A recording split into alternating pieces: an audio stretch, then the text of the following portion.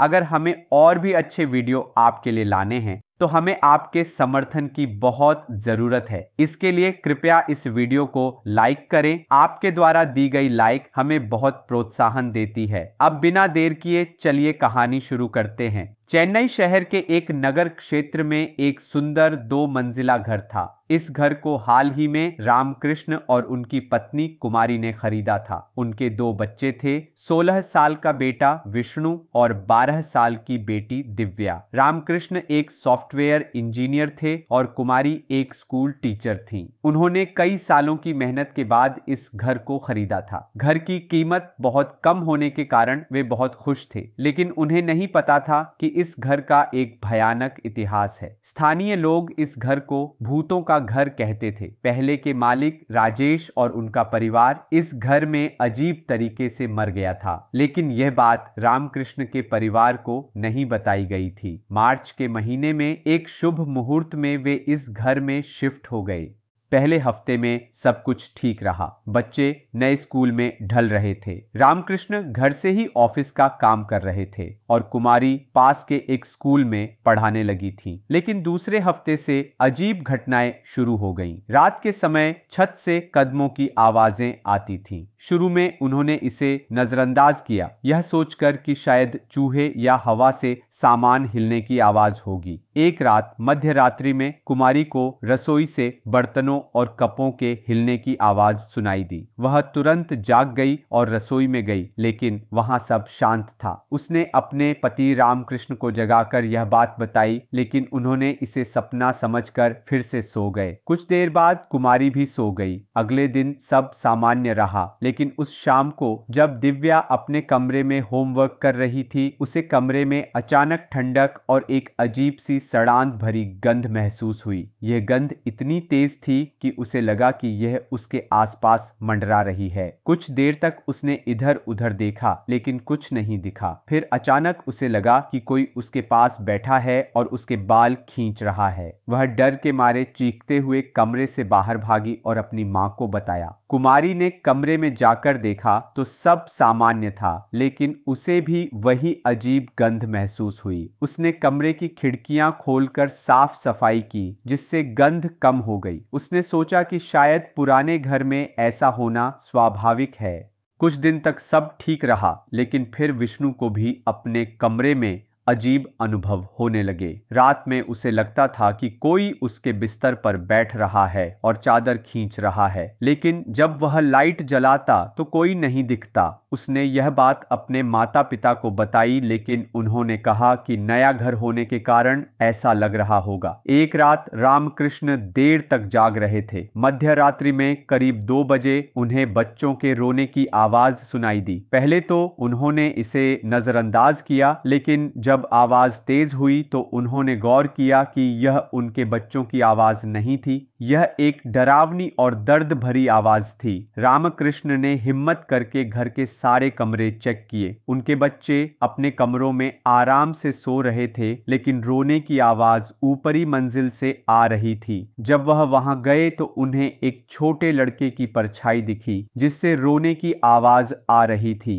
अचानक वह परछाई गायब हो गई। रामकृष्ण को डर लगा, लेकिन उन्होंने अपने परिवार को डराने के लिए यह बात नहीं बताई। अगले दिन उन्होंने पड़ोस के एक बुजुर्ग से घर के बारे में पूछा। बुजुर्ग ने बताया कि इस घर में पहले के मालिक राजेश और उनके परिवार की दर्दनाक मौत हुई थी। यह सुनकर रामकृष्ण को झटका लगा। उस रात घर में और भी डरावनी घटनाएं हुई। दिव्या के कमरे में कांच की चीजें अपने आप टूटने लगीं। विष्णु का कंप्यूटर बार बार अपने आप चालू और बंद होने लगा। कुमारी को रसोई में ऐसा लगा जैसे कोई अदृश्य शक्ति उसे नियंत्रित कर रही हो। उसने बर्तनों को फेंकना शुरू कर दिया। रामकृष्ण ने उसे हिलाकर होश में लाया। उस रात पूरे परिवार को डर के मारे एक ही कमरे में सोना पड़ा। रामकृष्ण ने परिवार को सारी सच्चाई बता दी कि इस घर में काला जादू, कृष्ण विद्या के कारण भूतों का साया है।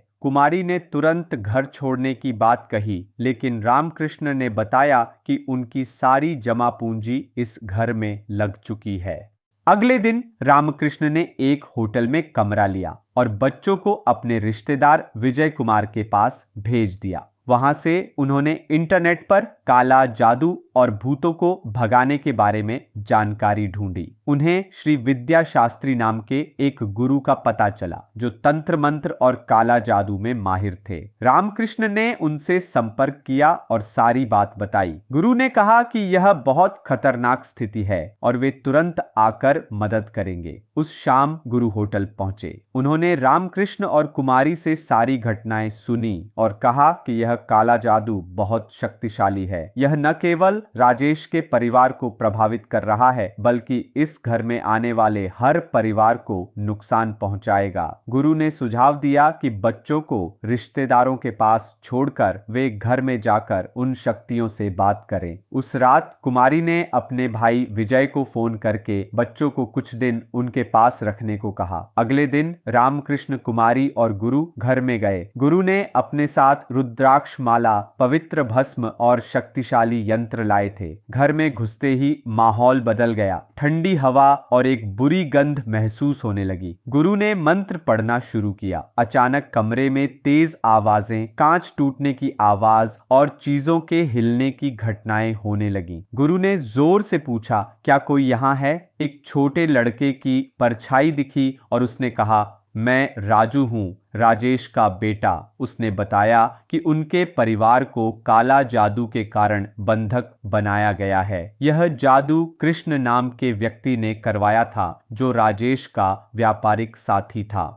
गुरु ने राजू की आत्मा से बात की और फिर राजेश की आत्मा प्रकट हुई। राजेश ने गुस्से में कहा कि कृष्ण ने उनके परिवार को बर्बाद किया। गुरु ने पूछा कि कृष्ण कहाँ है? राजेश की आत्मा ने बताया कि वह केरल में है और अब वह भी उसी जादू के प्रभाव में बीमार है। गुरु ने फैसला किया कि कृष्ण को ढूंढकर यहाँ लाना होगा। अगले दिन वे केरल गए और कृष्ण के घर पहुंचे। वहां का माहौल भी अजीब था। कृष्ण बीमार था और उसका परिवार परेशान था। गुरु ने उसे बताया कि उसके द्वारा करवाए गए काले जादू का असर अब उस पर भी हो रहा है।